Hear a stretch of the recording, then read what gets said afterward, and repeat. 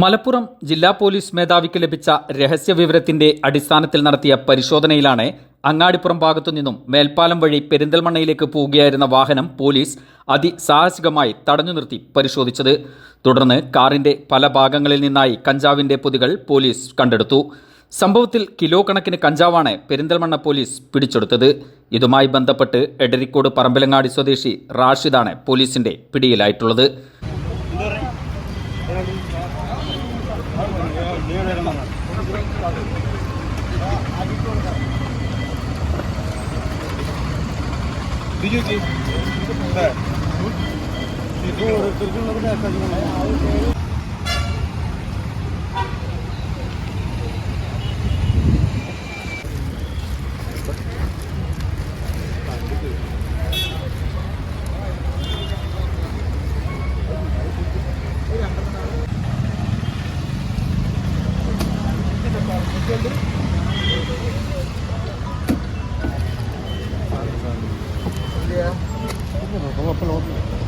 കഴിഞ്ഞോ ഒരു ചാനലിൽ ഞങ്ങൾ